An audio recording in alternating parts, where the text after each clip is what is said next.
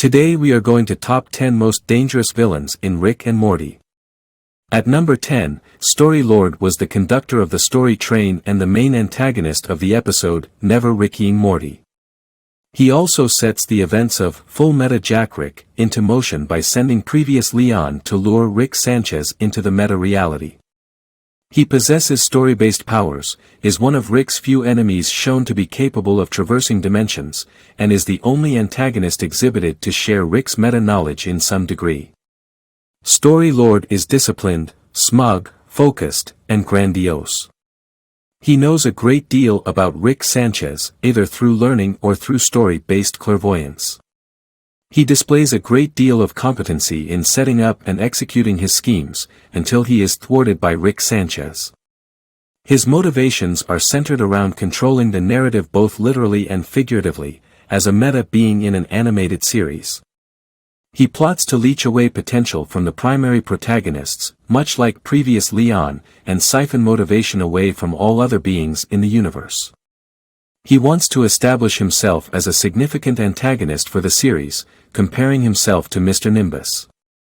At number 9, the Zigerions are a race of aliens featured in the episode Night Shame Aliens.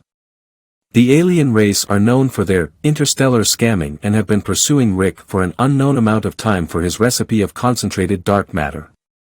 According to Rick, they are the galaxy's most ambitious and least successful con artists. The race lives on a large spacecraft that is outfitted with a wide variety of advanced technology, including several machines to create realistic simulations. While their simulations can generate a lifelike environment, the artificial intelligence of the simulated individuals can often be unrealistic. While Rick was always aware of being in a simulation, Jerry was not. The Zigerions appear to suffer from gymnophobia, the irrational fear of nudity, which seems to affect the whole race. Rick takes advantage of this to avoid being monitored while in the simulation. However, thanks to the efforts of the Zigerion Kevin, they were able to create a simulated, nude Morty which nearly fooled Rick. At number 8, there are a lot of powerful beings on Rick and Morty, but there's only a few of them who have achieved godlike status. In the episode, Cryldrick of Mort, Rick faces off against a being called Reggie, who bears a lot of characteristics similar to the Greek god Zeus. Reggie has given Jerry a staff that's powerful enough to conjure a plague. In addition, he was also skilled enough to overpower Rick in a space fist fight, considering he was gracious enough to reduce his size to make it a fair battle. If it wasn't for Morty and Summer's accidental flight into space, Rick would have been squashed in between Reggie's god-sized fingers. At number 7, Mr. Nimbus is a character who first appeared in the Season 5 episode Mort Dinner Rick Andre, as well as the central antagonist of said episode. He appears to be capable of standing toe-to-toe with the mad scientist Rick Sanchez, even referred to as my nemesis by Rick. He is also the king of the ocean and Atlantis. Mr. Nimbus is a fish-like anthropomorph with black hair and green eyes, who wields a very large trident. He appears to use creatures of the sea for transportation, such as dolphins, octopi, and gigantic clams. Mr. Nimbus Rick's self-proclaimed nemesis, having a significant history with the latter to which he was regarded as a cold-blooded killer with the ability to control the police to his whim. His presence is enough to cause distress in Rick that he might appear, and refer to Rick by his full first name, Richard. It's implied that he and Rick were once close friends and embarked on adventures across the cosmos together. However, it's clear over time their friendship fell apart over petty disagreements and the two became enemies. They eventually established a treaty to not attack each other, which was accidentally broken by Summer. At number 6, Toxic Rick is a one-shot antagonist in Rick and Morty. Toxic Rick was the embodiment of all qualities Rick deems negative. He was aggressive, dishonest, and vengeful. He had absolutely no remorse towards attempting to trap healthy Rick and healthy Morty, and when that failed, changed his plans to toxifying the entire world instead. Toxic Rick first appears after Rick and Morty visited a galactic detoxicating machine. It expunged qualities that they viewed as weaknesses. In Rick's case, it manifested as his narcissism, overconfidence, and eagerness to berate others on a whim. However, toxic Rick proved equally as intelligent as his progenitor, nearly defeating him in the Smith home.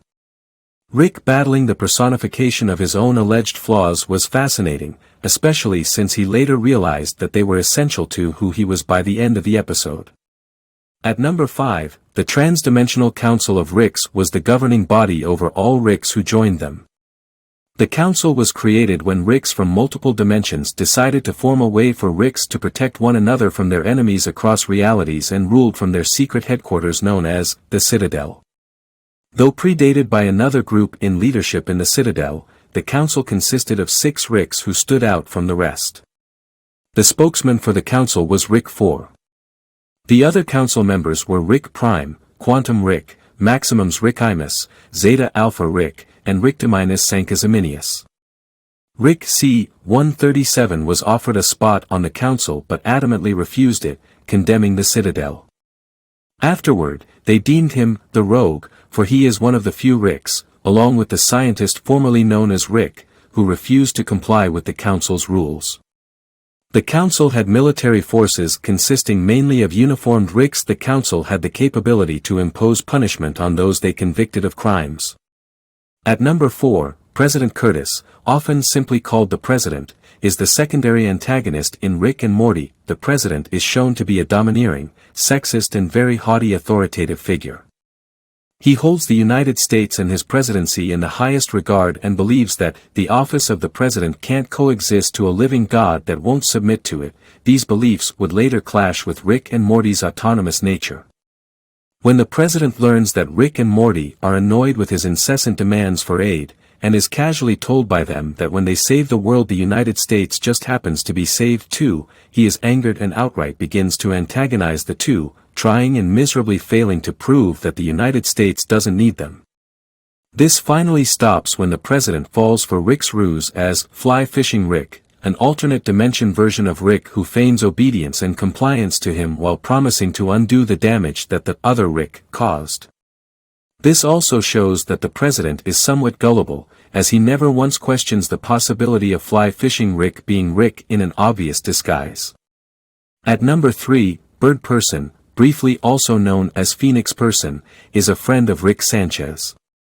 He was first introduced in the episode Ricksy Business, where he attended Rick's party looking for a new mate after ending his soul bond with his previous spirit partner.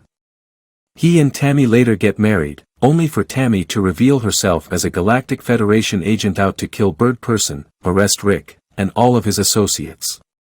Despite being shot multiple times, Birdperson is soon resurrected by the Federation as the cyborg Phoenix Person in order to serve them. In Star Mort, Rick Turn of the Jerry, Phoenix Person, under the control of the Galactic Federation, comes face to face with Rick, and fights him, almost killing him, before being shut down by Space Beth. Following the destruction of the Federation, Phoenix Person was salvaged by the Smith family and resided in Rick's garage lab, until Rick restored him to normal. Birdperson then discovered he had a daughter with Tammy and went to search for her. At number 2, Rick Sanchez of the Prime Universe/Cronenberg Dimension, also known as Rick Prime, is one of the 2 main antagonists in Rick and Morty. Rick Prime's life was, to a point, similar to other Ricks, being married to Diane and having a daughter Beth. After gaining interdimensional travel, he abandoned his original family and universe and started introducing the portal gun and the existence of the multiverse to other Ricks. When Rick Prime first approached Rick C-137, the latter denied any interest. Insulted, Rick Prime sent a bomb to Dimension C-137, which killed Beth and Diane Sanchez.